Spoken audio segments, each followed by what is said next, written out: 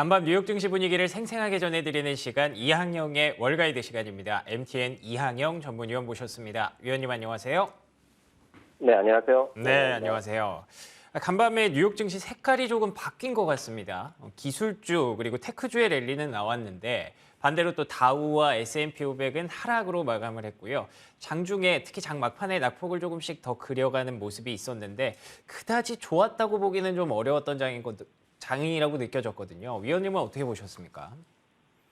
네, 맞습니다. 흔히 얘기해서 우리가 양봉, 음봉할 때 음봉이 오늘 나오는 모습이었습니다. 한마디로 보면 지난 주말에 아주 급한 상승에 오늘도 초반, 중반까지는 괜찮았는데요. 한마디로 좀 역부족이 아니었냐 싶습니다. 그러면서 S&P 500과 다우지수는 결국 마이너스로 끝났고요. 나스닥은 물론 상승세를 유지했지만 고점 대비서는 그나마 조금 많이 좀 내린 오늘 하루가 되겠습니다. 그나마 섹터별로 보면은요, 말씀하신 대로 기술주가 아주 강한 모습을 그나마 이어갔고요. 그 밖에 임의소비주도 오늘 강했습니다. 그렇지만 전반적인 분위기는 나쁘지 않습니다. 금융시장의 전체적인 흐름을 보시면 좋겠는데요. 10년물 금리가 추가 하락하면서 이제 3.5% 초반까지 좀 내려가는 모습이었고요. 그러다 보니 같이 내려가는 것이 미국 달러입니다. 미국 달러는 달러 인덱스 기준으로는 103포인트 초반까지 내려오면서요. 작년 6월 이후 최저 수준까지 좀 내려와 있다라고 보셔야 되겠습니다. 유가는 이제 중국의 리오프닝에 따라서요. 다시 한번 조금 반등의 기미는 있지만 전반적으로 추가적인 상승에는 한계가 있다는 시각이 많이 있겠고요. 반면에 금값은 오늘도 좀 상승세를 이어가고 있습니다. 금은 전형적으로 보면 작년 12월 뚜렷하게 그리고 세계자금 저점을 보면 11월부터 좀 안정된 흐름으로 올라가고 있는데요. 이것은 역시 달러 약세와 반대 방향으로 지금 금이 올라가고 있는 그림까지 여러분 확인하실 수 있겠고요.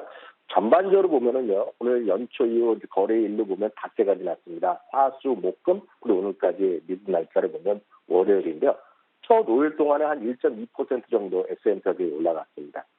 1950년 이후에요, 70여 년의 역사를 보면 첫 5일 동안 상승한 해에는요, 10번 중 8번, 정확히 보면 한 83% 정도는 그 해의 주가가 올랐고요.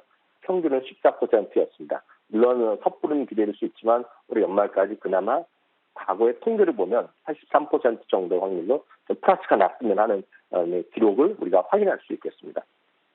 알겠습니다. 1950년 이후에 첫 5일 동안 상승을 한 해에는 83% 수익률이 났다. 굉장히 좀 인상적인 기록인데요. 첫 5일 계속해서 좀 주목해서 봐야 될 것 같고요. 특징주 확인해 보도록 하겠습니다. 테슬라, 이거 계속 안 볼 수가 없네요, 위원님. 네. 테슬라는 사실 전 세계에서 개인 투자가들이 가장 사랑하는 겁니다. 우리나라에서도 개인 투자가 제일 많이 사는 게 맞지만 미국도 예외는 아닙니다. 참고적으로 미국은요.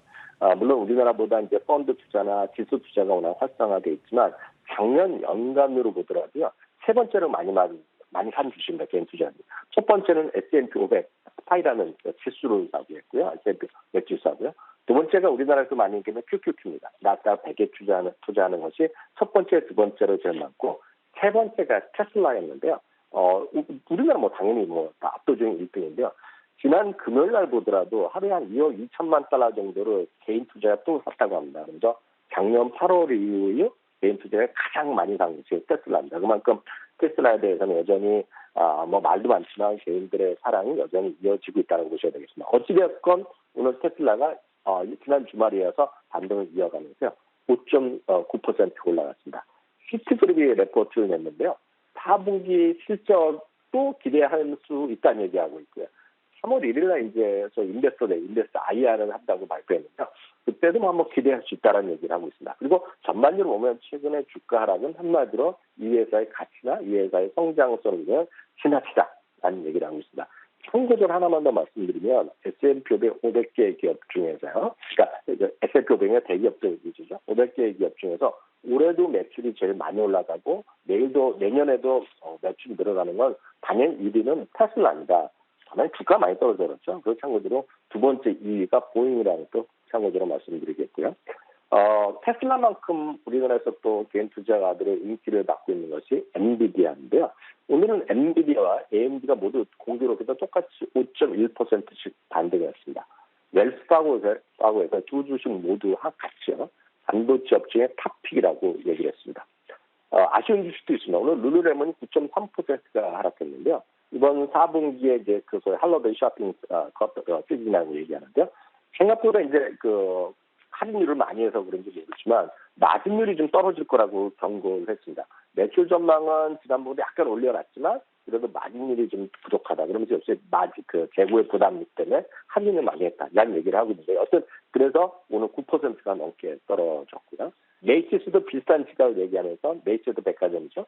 7.6%가 떨어졌습니다. 반면에 이제 또 비자나 마스터카드는요. 오늘 키뱅크에서 투자 의견을 같이 올려놨는데요. 두 군데 모두 중립에서 매수를 했습니다. 추가적으로요. 비자는 187달러에서 210달러로 올려놨습니다. 마스터카드는 305달러에서 425달러로 정말 많이 올려놨는데요. 두 주식 모두 직전 고점, 12월의 고점을 좀 넘는 모습, 두 가지 주식은 그래프가 거의 똑같습니다. 양쪽 모두 오늘 0.3에서 0.9% 올라갔습니다. 다음은 진로라는 그룹이 있습니다. 진로는 사실 작년 팬데믹 전후에서 주가가 크게 올라갔다가요.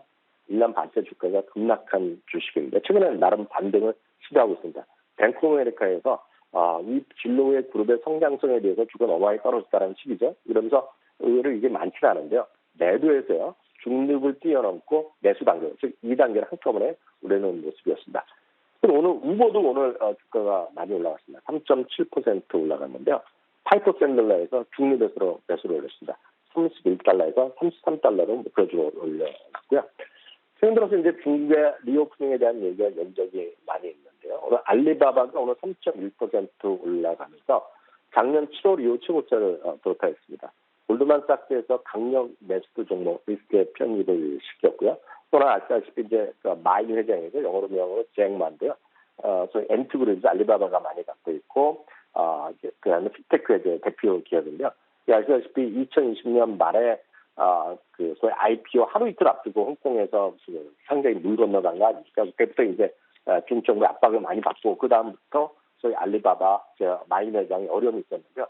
어저께 이제 뉴스에 따르면 이미 아시는 분이 계시겠지만 소위 그 절대 경영권을 쉽게 내서 놓은 거나 마찬가지로 거죠. 뭐 뺏겼는지 어떻게 했는지 모르겠지만 그런 것이 오히려 주시장에서는 또 호재를 인식하는 또 의외의 모습을 보이는 하루가 되겠습니다. 알겠습니다. 최근에 짚어주시는 특징주 트렌드들을 보면 확실히 실적이나 밸류에이션 이런 숫자에 굉장히 관심이 많은 것 같고 업종보다도 이 종목 중심으로 계속 볼 수밖에 없는 것 같은데 골드만삭스에서 2023년 유망주로 잡아둔 그런 종목들이 있다고 해서 소개해 주신다고 들었어요. 굉장히 궁금합니다. 네, 맞습니다. 최근 들어서 여러 IB들이 물론 연말 연초 일반적인 얘기지만 유망주들을 계속 업데이트를 해서 발표를 하고 있는데 골드만삭스의 최고 종목, 올해 최고 종목 베스트 6를 소개했는데요. 여러분들이 익숙한 것들도 있고 익숙하지 않은 것들도 있을 것 같습니다. 보잉 앞선 잠시 전에도 이제 올해 이제 매출이 크게 늘어나는 건 1위가 테슬라, 2위가 보잉이라고 말씀드렸는데요. 보잉에 대해서 향후 6개월 동안 거의 40%의 상승 여력이 있다는 얘기를 하고 있습니다. 항공 수요의 회복을 얘기하고 있고요. 특히 그러면서 작년에는 산업재 중에서 제일 많이 강했던 것이 레이션 테크놀로지, 로키드 마틴 이런 것들인데요. 산업진의 탑픽을 이제는 보잉이 다시 차지할 수 있다는 얘기를 하고 있습니다. 그 주가는 참고로 240달러 넘게 제시하고 있다는 거 참고하시면 되겠고요. 우리나라에 이제 안 들어와 있지만 이제 미국이나 북미에서는 인기 있는 소위 멕시칸 그 패스트푸드 같은 것이죠. 치폴라인데요. 동일 점포 매출의 상승세가 이어진다고 얘기하고 있고요. 레스토랑 비즈니스도 요즘 보면 디지털화를 많이 하죠. 온라인으로 미리 선주문 받고 배달 이런 것들 많이 하고 있고 매장 내에서도 주문도 키오스크 다양한 것도 이제 저희 디지털화라고 얘기하고 있는데요. 레스토랑 비즈니스 중에서 디지털화가 가장 앞서 있다 얘기를 하면서 치폴레를 6종목의 한 종목을 뽑아놨습니다. 근데 다음은 이제 의료보험 쪽인데 휴메나가 들어가 있습니다. 보험회사가 되겠는데 생명보험 이런 쪽이죠.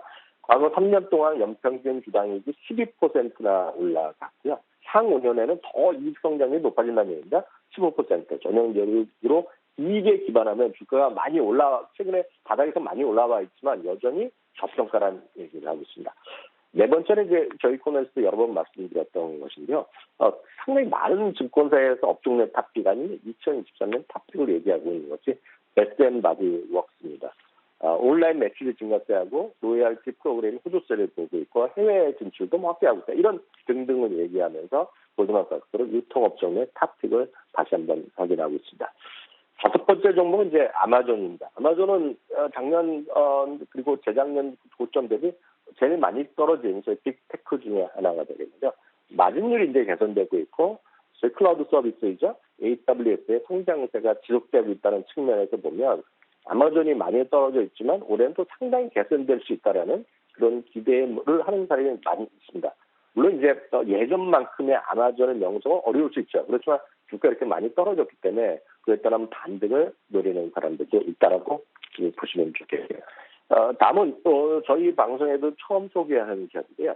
저도 익숙하지는 않았는데 저도 한번 찾아봤습니다. 웨이어 호이저라는 기업인데요. 목재 생산 업체입니다. 그래서 목재라는 게 우리나라에 이렇게 상장된 거가 찾기가 쉽지 않습니다. 그래서 목재 관련 기업이 한두 개 정도 있을까 말까 하는데요. 이거는 이제 미국의 수많은 이제 목조주택이나 대형 기자재에서도 결국 목재에 관련된 걸 많이 하는 거죠. 그렇게 위해서 판면도 바꾸고, 그래서 가공도 하고, 그리고 이제 주택이나 다양한 건물을 짓을 때 필요한 것들, 그거를 이제 관련된 생산을 업체가 웨이어 보이셨는데요. 그동안에 이 회사가 자사주 배당 등 주주 친화 정책이 다른 미국 기업보다는 그래도 약간 약했다고 합니다.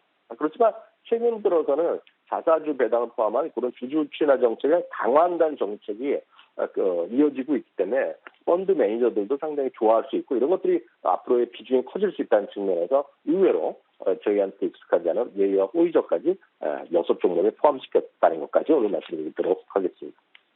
네, 알겠습니다. 오늘 간밤 뉴욕 증시 정리해봤고요. 그리고 골드만삭스에서 정리한 2023년 유망주 6선까지 한번 소개를 들어봤습니다. 지금까지 이항영의 월가이드 이항영 MTN 전문위원과 함께했습니다. 위원님 오늘 말씀 고맙습니다. 네, 감사합니다.